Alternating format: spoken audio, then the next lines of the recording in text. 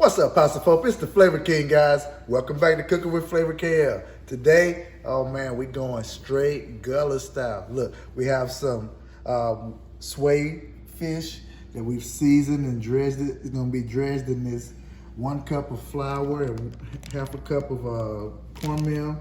We got that fish seasoned with some Old Bay pepper and seasoning salt. And we're gonna have some creamy grits, and we're gonna have that smothered in some stewed tomatoes with some onions and bacon grease. Man, I'm talking about like this is straight Geechee. Guys, I'm telling you, you're gonna love it. Y'all ready to cook? Let's cook. Okay guys, look. First, we're gonna start off with our grits. We got 4 cups of chicken broth here. I'm gonna bring that to a boil.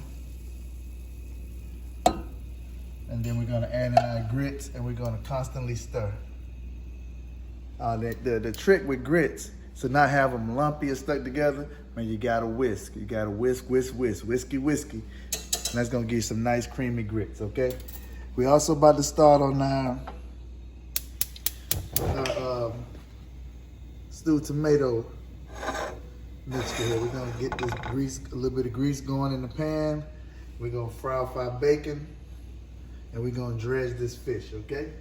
So we'll be back. Okay guys, we're gonna go in now. We got our pan hot. You can tell it's hot because you can see the ripples in the grease. And that's what we're looking for right there. Nice little sizzle on that bacon. Bring it that fat. We want all this flavor to go into those tomatoes.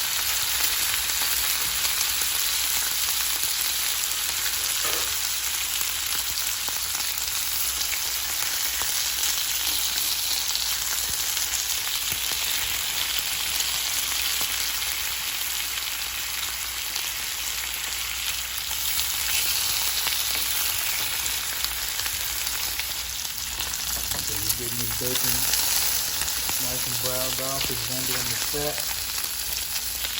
That has nothing but flavor in the pot right there, guys. Nothing but pure beef flavor.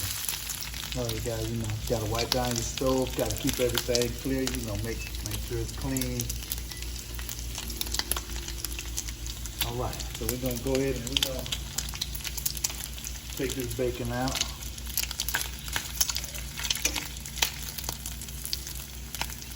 Take that out. We'll leave a couple of pieces in. And what we're gonna do is go ahead and saute our onions. Got our onions. Gonna saute those down pretty good. And then we're gonna add those tomatoes. But before we get going on that, we're gonna mash up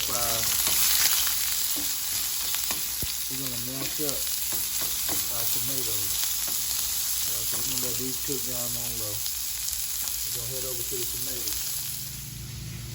All right, so you know, you got my handy dandy potato masher. And I'm just gonna mash these up. Or you can just go in with your God-given mashers and just squeeze all that up. If you don't have the potato masher, all you wanna do, you wanna just break all those tomatoes up, okay? Just squeeze it. Make sure you wash your hands. But yeah, we want to get that squeezed up, and you know, that's ready for the pot. Once we cook those onions down, we're gonna bring these, we're gonna introduce these tomatoes. All right, guys, we're gonna go ahead and add in our tomatoes. We gotta have those on a low heat.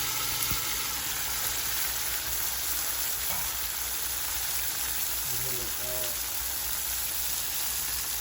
a little salt and pepper.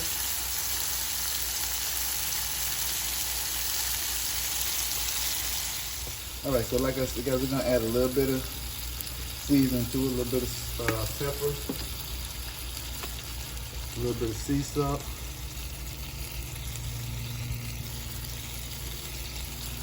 now about 1.5 teaspoons each of pepper and sea salt. And now we're gonna just let that cook down. We're gonna let that simmer. And this is gonna be our gravy for our grits. And there ain't nothing like this kind of meal right here, guys. If you hadn't had this, trust me. We added in salt and pepper. Now we're gonna add in a little bit of basil and a little bit of parsley for colors. And we hit it with a little bit of basil. Nice earthy flavor in there.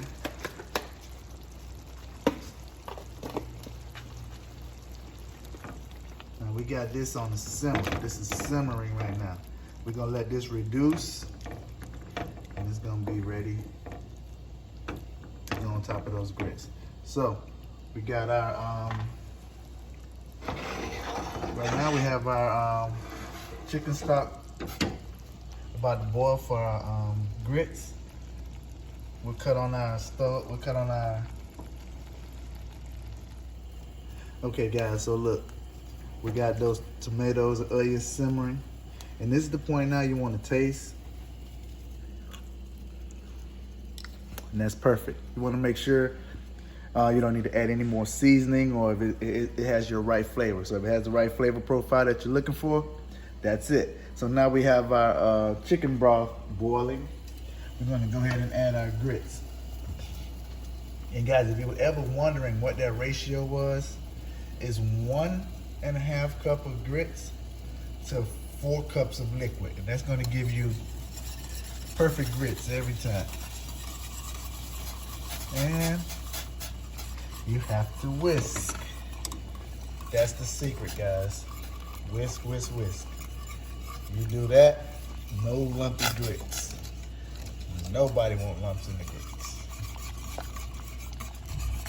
Okay guys, we're gonna go ahead and add about 1.5 teaspoons of salt to the grits. And we're gonna now turn them on low.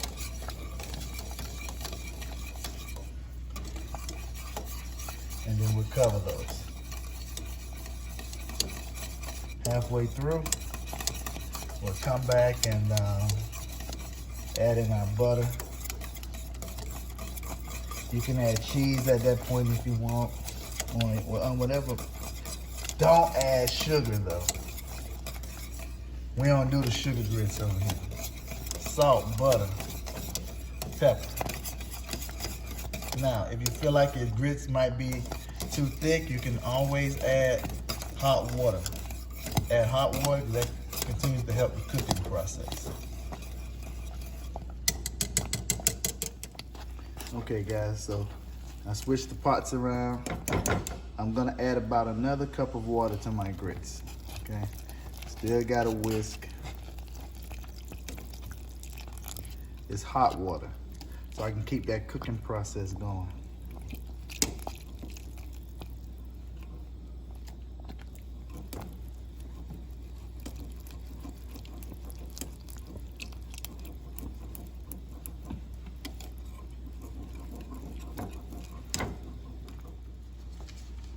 Okay guys, we're gonna go ahead and add 3 tablespoons of butter, and we're gonna let those cook on low. We're gonna let those finish cooking on low. Okay guys, look, we're back. We got our tomatoes just about ready. Our grits are getting there, and now we're gonna start frying our fish. Okay, like I said, this swai has been dredged in a flour and cornmeal mix. You wanna get it nice and floured, and then lay it in. And that's what you want. You want it to instantly start cooking, because that's gonna keep your flour on the fish. If it just get in there and start boiling, you wanna get crispy fish like you want. So you want that grease hot. Not screaming hot where you're burning it, but nice and hot. So once that flour hits that grease, it's making that coating.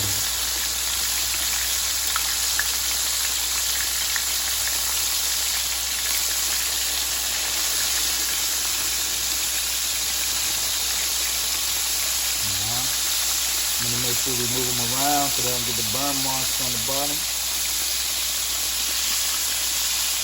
But we got big burgers. She hold that heat, she's gonna get those fish nice and hot.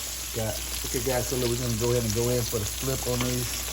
They're gonna cook about 3 to 4 minutes per side.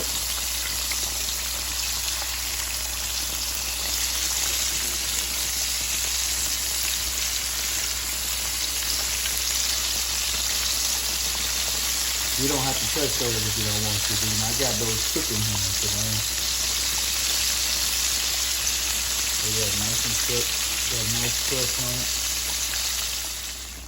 it. Okay, guys, so you can see the fish is ready.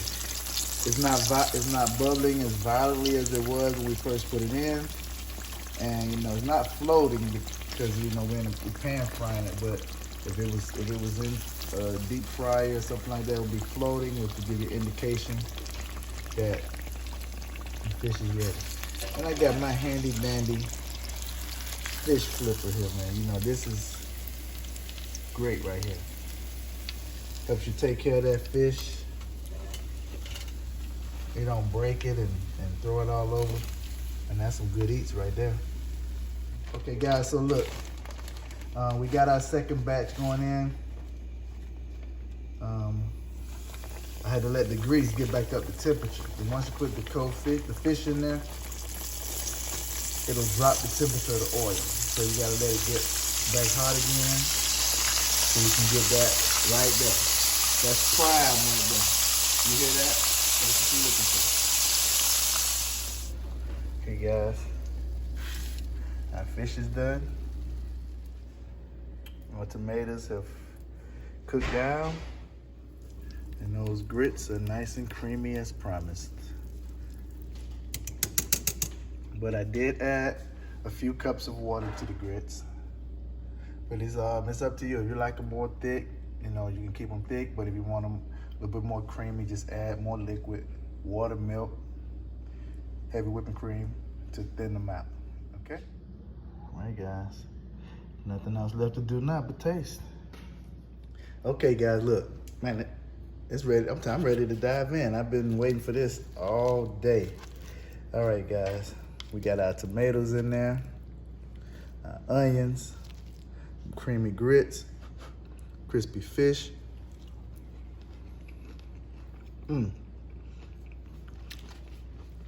Man, I'm done. Look, you can do what you want to do, but whatever you do, do it with flavor.